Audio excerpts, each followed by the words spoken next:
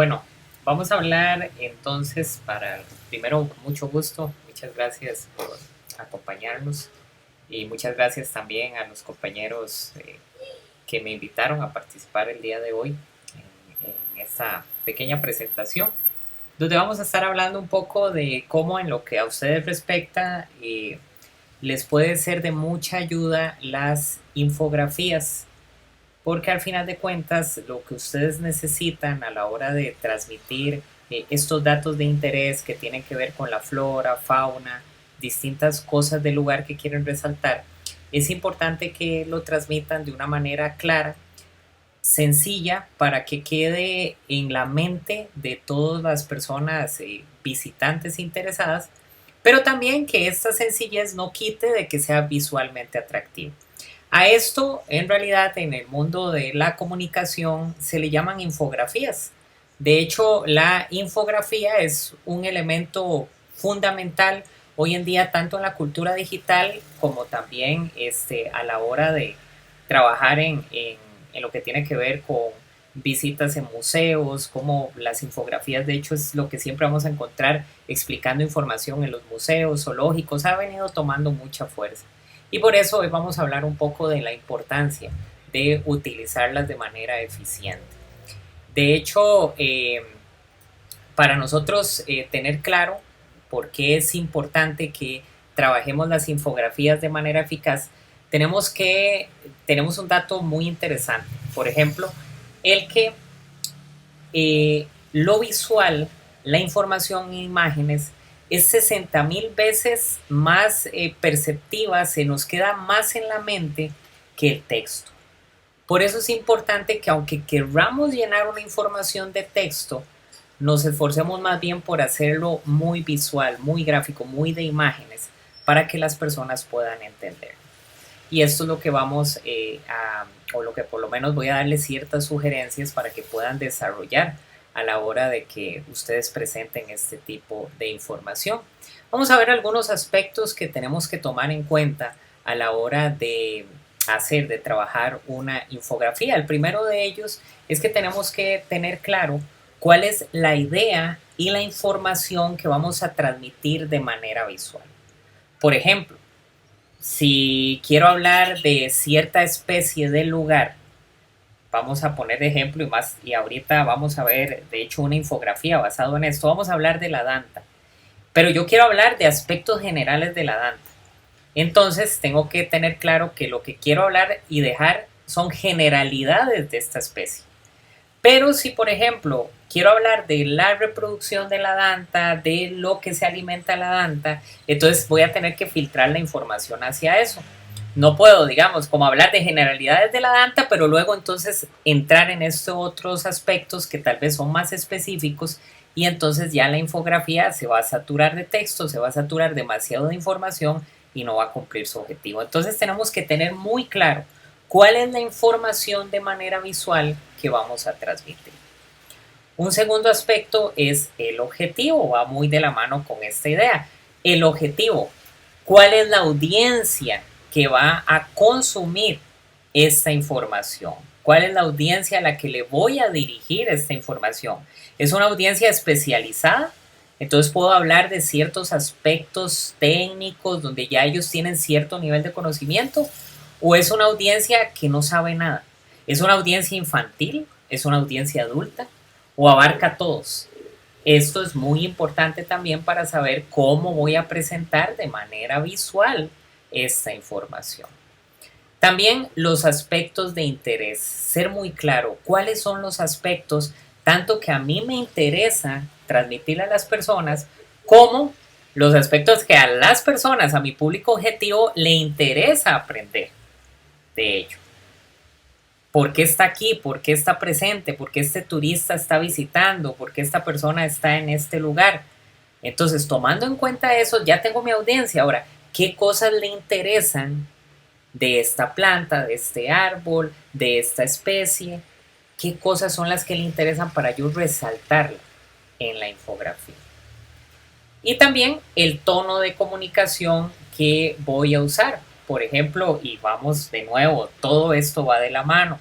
según el objetivo que tenga, entonces cuál va a ser la manera en que lo voy a comunicar, de una manera muy técnica, de una manera más sencilla, de una manera sumamente solo por dibujos o solo por números, datos, porcentajes, o si voy a ampliarme un poquitito ahí en textos cortitos, pero ¿cómo lo voy a hacer?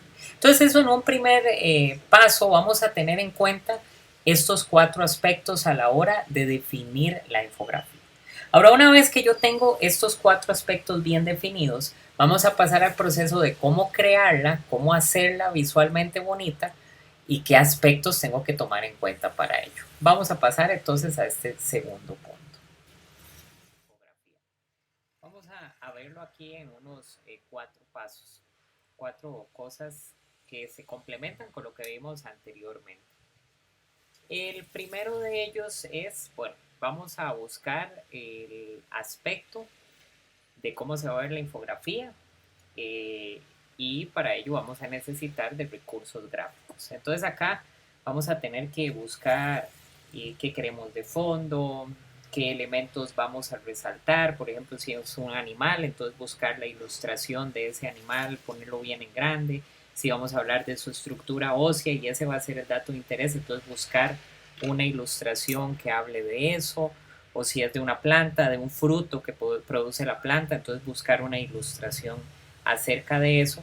Y aquí es donde entonces vamos a tener claro cuáles son esos elementos que vamos a utilizar.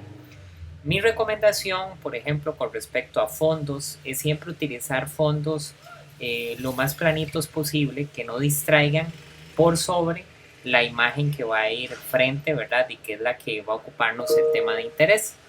En estos casos pueden buscar algunas páginas que les va a ayudar, por ejemplo, lo que es Canva, que es una aplicación, eh, puede ayudarles a que lleven a cabo las construcciones o los diseños, ¿verdad? En este caso, Canva es muy fácil de utilizar, pueden encontrar muchas información en YouTube, por ejemplo, ahí con pequeños videos donde pueden aprender un poco de eso. De hecho, también el programa de desarrollo gerencial en su página de Facebook tiene una charla que se dio el año pasado de Canva, de cómo podemos utilizarla a nuestro favor. Entonces, esa es una de las apps que les recomiendo. Estas páginas que vienen aquí mencionadas, Bigtesi, Pexels, FreePic, son páginas que pueden ayudarlos mucho con lo que son los recursos de fondos. Ahí de hecho ustedes pueden en el buscador poner fondo de colores, fondo azul, fondo de naturaleza y ahí les pueden salir muchos. Sí, para algunos se necesitan ciertos programas de diseño, pero para otros pueden descargar JPGs, imágenes que se pueden utilizar y editar fácilmente ahí en Canva. Entonces ese es el primer punto que vamos a tomar en cuenta. Lo segundo, que es muy importante en una infografía, es las tipografías, las letras que vamos a utilizar. Recomendación, que sea lo más claro posible, que el texto sea legible, que tenga un buen tamaño, sin embargo también que no vamos a sacrificar buena información quizás solo por hacerlo muy grande, que siempre ocupe su respectivo lugar, ¿verdad? Hablábamos en el punto anterior, en los 4 puntos anteriores, que lo ideal es que la imagen sea el fuerte, ¿verdad? Entonces, tampoco vamos a, por querer hacerlo muy legible, entonces que el texto opaque las imágenes, sino que va a ser complementario. ¿Cuántas cantidades de letras, estilos de letras utilizar en una infografía? Lo mejor, quizás no más de 3. Un tipo de letra para lo que es el título y títulos, ¿verdad? Y subtítulos que van, otra para desarrollar un poquito más la idea y una tercera complementaria ahí para fuentes o menciones de redes sociales o cosas así. Entonces esa es mi recomendación. Una página o varias páginas donde pueden encontrar muy bonitas tipografías de manera gratuita. Ahí están mencionadas Urban Fonts, 1001 Free Fonts, Dafont o Google Fonts. Importante, hay versiones gratuitas, entonces siempre observar que lo que quieren descargar es la versión gratuita, ¿verdad? Y que se pueda utilizar también comercialmente, aunque eso es relativo, porque tampoco es que ustedes van a utilizar estas tipografías para crear un logo o algo así, sino que es para información complementaria. Entonces, puede utilizarse de esta manera y sin preocuparnos por lo que son licencias y demás. Un tercer aspecto es el de filtrar la información. Hablábamos en el tema anterior de que esto es vital. Entonces aquí lo que vamos a hacer es el segundo filtro, ¿verdad? Ya tenemos la información, ahora sí, ¿cómo complemento esta información con esas imágenes que voy a utilizar, con los títulos que voy a utilizar? Entonces acá se trata de eso, vamos a ir filtrando la información, aplicando los textos y los gráficos de una manera complementaria, siempre bonita y atractiva, y que no pierda la esencia de ser una infografía. Y algo muy importante es hacer la prueba y corregir si es necesario. ¿Cómo hacer la prueba? Pues yo diría que una vez que tenemos esa infografía, ya sea que la imprimimos o se la enviamos por correo o por WhatsApp a alguien, y mencionarle, mira, ¿qué te quedó de esa información? ¿Qué te pareció la información? Y si la información nosotros queríamos hablar de elementos generales, de un fruto, de elementos generales de una especie animal, y nos dice, bueno, sí, muy bonita, se ve muy bonito, pero no entendí nada, entonces quizás debemos corregir algunos aspectos, ¿verdad? Entonces eso es muy importante. En general, entonces estos 4 pasos vamos a irlos aplicando para ir creando nuestras infografías y así poder tener una buena manera de comunicar eh, esos datos importantes que queremos resaltar. Vamos a poner un ejemplo acá de precisamente una infografía aplicada. Aquí vemos que de lo que se quería hablar era de la data, entonces se ponen aspectos muy generales. Por ejemplo, primero que todo se resalta la data, porque es de eso lo que estamos hablando. Es de la data lo que queremos hablar, entonces la protagonista de la lámina. Se pone el nombre científico, se pone en una sección ahí con el signo de atención y en anaranjado una información general, conocida como jardinera del bosque, porque hay semillas que solo germinan cuando han pasado por su tracto digestivo. Y entonces ahí se deja claro algo, sin entrar en demasiados detalles de cómo es su tracto digestivo, ¿no? Se pone una idea muy general, que entonces ya nos deja claro, por eso se le dice jardinera del bosque. Un mapita de Costa Rica que dice que es el mamífero más grande que hay acá. Entonces ahí vemos cómo se agrega un gráfico, una pequeña imagen y se le agrega un dato complementario. Y abajo se amplía un poquito más porque se quiere hablar de la importancia en la cultura ancestral de la danta. Como pueden ver, el grafiquito que lo acompaña ahí como que refiere un poco a estas culturas, y entonces ahí se amplía un poquito de cómo es un animal de inmensa importancia para las criaturas, para las culturas, perdón, ancestrales, lo que significa para ellos, pero de una manera puntual, algo muy muy general.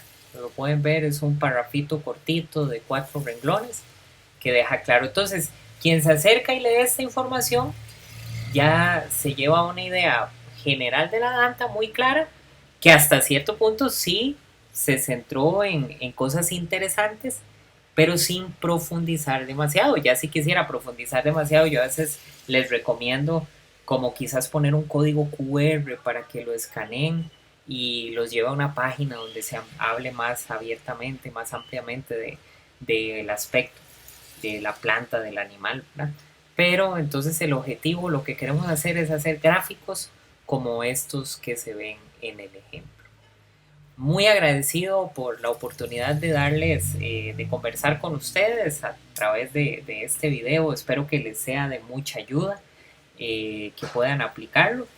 Y realmente de nuevo les agradezco tanto a ustedes por la atención brindada como a los compañeros que me invitaron a poder hoy compartirles un poquito de estos conocimientos, y espero que les haya quedado bastante claro y que sea para el aprendizaje y el crecimiento de todos